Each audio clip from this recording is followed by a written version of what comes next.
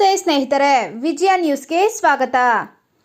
ಕೊರೆಯುವ ಚಳಿ ಹಾಗೂ ಜಡಿ ಮಳೆಯಲ್ಲೂ ದಲಿತ ಪರ ಸಂಘಟನೆಯ ಪದಾಧಿಕಾರಿಗಳ ಅರಬೆತ್ತಲೆ ಪ್ರತಿಭಟನಾ ಮೆರವಣಿಗೆ. ಚಿಂತಾಮಣಿ ಅಂಬೇಡ್ಕರ್ ಪುತ್ಥಳಿಗೆ ಅಪಮಾನ.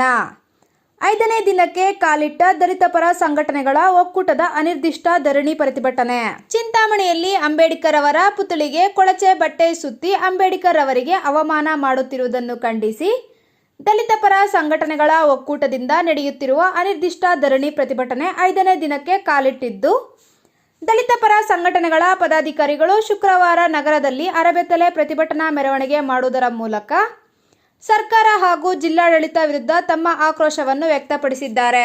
ಲೋಕಸಭಾ ಚಳಿಗಾಲದಲ್ಲಿ ಅಧಿವೇಶನದಲ್ಲಿ ಕೇಂದ್ರ ಗೃಹ ಸಚಿವ ಅಮಿತ್ ಶಾ ರವರು ಸಂವಿಧಾನ ಶಿಲ್ಪಿ ಡಾಕ್ಟರ್ ಅಂಬೇಡ್ಕರ್ ಅವರ ಬಗ್ಗೆ ಅವಹೇಳನಕರ ಹೇಳಿಕೆಯನ್ನು ನೀಡಿ ಅವಮಾನ ಮಾಡಿರುವುದನ್ನು ಖಂಡಿಸಿ ಹಾಗೂ ಚಿಂತಾಮಣಿಯಲ್ಲಿ ಕಳೆದ 4 ತಿಂಗಳಿಂದ ಅಂಬೇಡ್ಕರ್ ಅವರ ಪುತ್ಥಳಿಗೆ ಕೊಳಚೆ ಪೆಂಡಾಲ್ನ ಸೈಡ್ ವಾಲ್ ಅನ್ನು ಸುತ್ತಿ ಅಂಬೇಡ್ಕರ್ ಅವರಿಗೆ ಅವಮಾನ ಮಾಡುತ್ತಿರುವುದನ್ನು ಅಧಿಕಾರಿಗಳ ಧೋರಣೆಯನ್ನು ಖಂಡಿಸಿ ದಲಿತ, ಹಿಂದುಳಿದ, ಅಲ್ಪಸಂಖ್ಯಾತರ ಹಾಗೂ ಪ್ರಗತಿಪರ ಚಿಂತಕರ ಒಕ್ಕೂಟದಿಂದ ನಗರದ ತಾಲೂಕಿನ ಕಚೇರಿಯ ಬಳಿ ನಡೆಯುತ್ತಿರುವ ಅನಿರ್ದಿಷ್ಟಾವಧಿ ಧರಣಿ ಪ್ರತಿಭಟನೆಯನ್ನು ಶುಕ್ರವಾರ 5ನೇ ದಿನಕ್ಕೆ ಕಾಲಿಟ್ಟಿದ್ದು, ಶುಕ್ರವಾರ ಚಿಂತಾಮಣಿ ನಗರದಲ್ಲಿ ದಲಿತ ಪರ ಸಂಘಟನೆಗಳ ಮುಖಂಡರು ಹಾಗೂ ಪದಾಧಿಕಾರಿಗಳು ಕೊರೆಯುವ ಚಳಿ ಹಾಗೂ ಜಡಿ ಮಳೆಯನ್ನು ಲೆಕ್ಕಿಸದೆ ಅರಬೆತ್ತಲೆಯಾಗಿ ನಗರದ ತಾಲೂಕು ಕಚೇರಿಯ ಬಳಿಯಿಂದ ಅರಬೆತ್ತಲೆ ಪ್ರತಿಭಟನಾ ಮೆರವಣಿಗೆಯನ್ನು ಪ್ರಾರಂಭ ಮಾಡಿ ನಗರದ ಪ್ರಮುಖ ಬೀದಿಗಳಲ್ಲಿ ಸಾಗಿ ಅಂಬೇಡ್ಕರ್ ಅವರ ಪುತ್ಥಳಿಗೆ ಸುತ್ತಿರುವ ಕೊಳಚೆ ಬಟ್ಟೆಯನ್ನು ತೆರವುಗೊಳಿಸುವಲ್ಲಿ ವಿಫಲರಾಗಿರುವ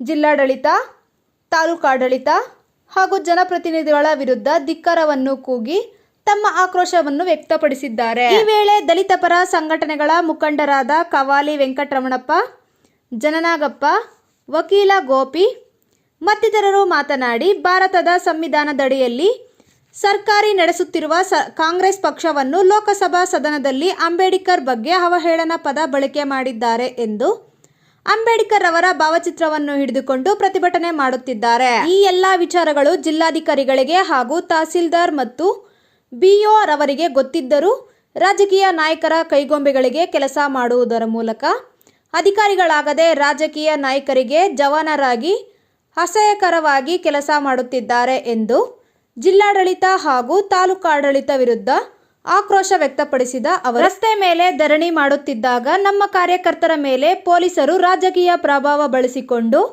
ಕೇಸ್ಗಳನ್ನು ಹಾಕಿ ತೊಂದರೆ ನೀಡುತ್ತಿದ್ದಾರೆ.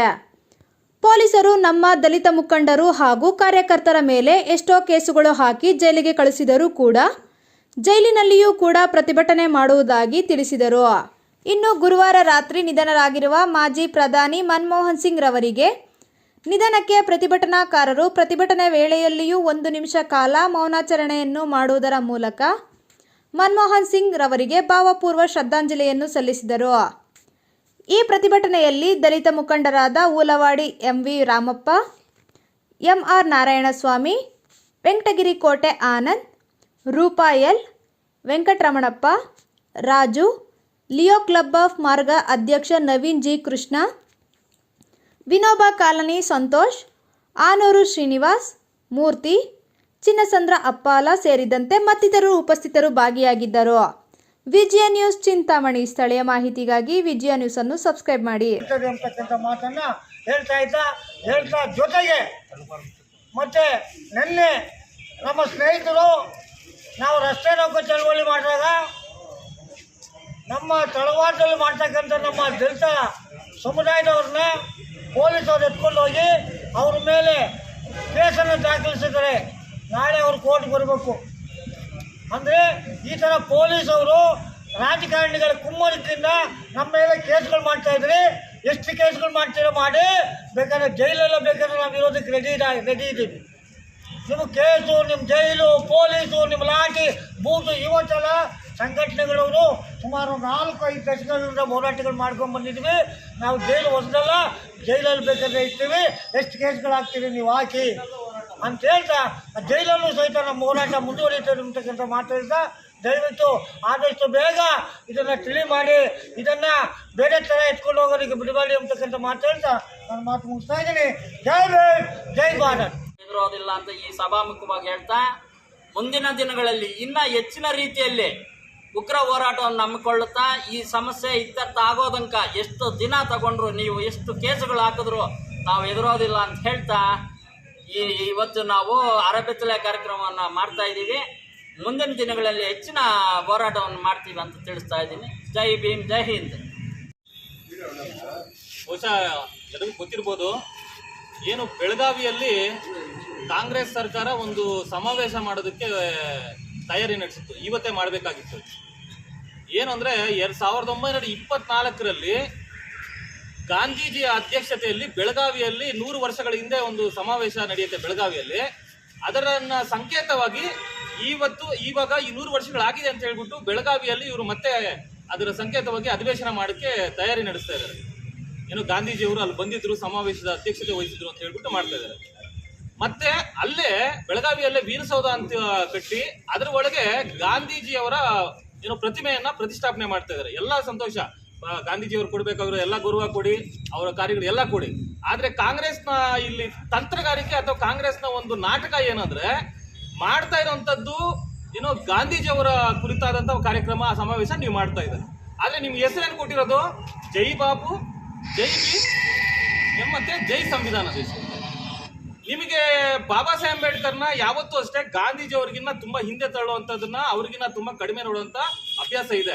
ಹೇಗೆ ಅಂದ್ರೆ ಕಾರ್ಯಕ್ರಮಕ್ಕೆ ಯಾರಾದ್ರೂ ಕರೆದ್ರೆ ಅವ್ರಿಗೆ ಮಾತಾಡಕ್ಕೂ ಅವಕಾಶ ಕೊಡ್ತೀರಾ, ಅವ್ರಿಗೆ ಗೌರವ ಕೂಡ ನೋಡಿದಿರಾ, ಸೈಡ್ಗೆ ಹಾಕ್ತೀವಲ್ಲ, ಆ ರೀತಿ ನೀವು ಮತ್ತೆ ಕೂಡ ಬಾಬಾ ಸಾಹೇಬ್ ಅಂಬೇಡ್ಕರ್ ವಿಚಾರದಲ್ಲಿ ಈ ಸಮಾವೇಶದಲ್ಲಿ ನಿಮ್ಮ ಸಮಾವೇಶಕ್ಕೆ ಇಟ್ಟಿದ್ದೀರಲ್ಲ ಟೈಟಲ್ಲು ಜೈ ಬಾಪು, ಜೈ ಭೀಮ್, ಜೈ ಸಂವಿಧಾನ್, ಈ ಹೆಸರು ಮತ್ತೆ ನಿಮ್ಮ ಕಾರ್ಯಕ್ರಮ ಏನು ಅಂತ ಹೇಳಿ ಅಲ್ಲಿಗೆ ಉದ್ಘಾಟನೆ ಮಾಡ್ತಾರೆ ಗಾಂಧೀಜಿ ಅವ್ರದ್ದು ಎಲ್ಲ ನೀವು ಮಾಡಿ ಸಂತೋಷ. ಆದ್ರೆ ಏನಕ್ಕೆ ಈಗ ಇಡ್ತೀರಾ ಅಂದ್ರೆ ಇಲ್ಲಿ ನಿಮ್ಮ ನಾಟಕ ಗೊತ್ತಾಗ್ತಾ ಇದೆ ನಮ್ಗೆ.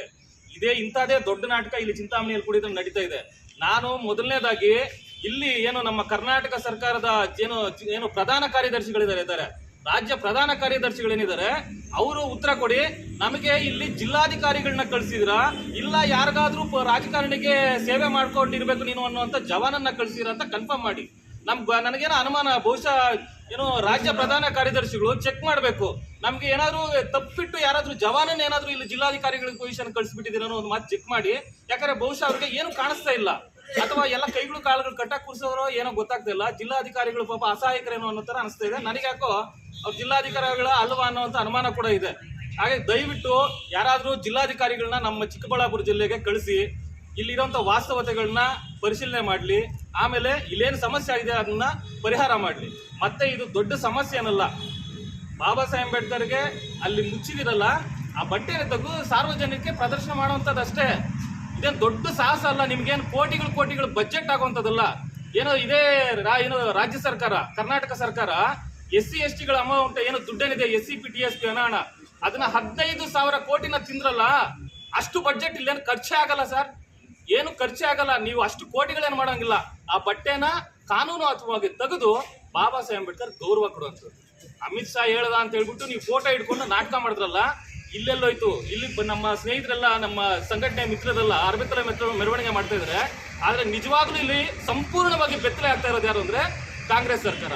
ಇಲ್ಲಿ ಕಾಂಗ್ರೆಸ್ ಸರ್ಕಾರ ಸಂಪೂರ್ಣವಾಗಿ ಬೆತ್ತಲೆ ಆಗಿ ಅವರು ಅಂಬೇಡ್ಕರ್ ವಿರೋಧಿಗಳು ಅಂತ ಹೇಳ್ಬಿಟ್ಟು ಮತ್ತೊಮ್ಮೆ ಸಾಬೀತು ಮಾಡ್ತಾ ಇದ್ದಾರೆ.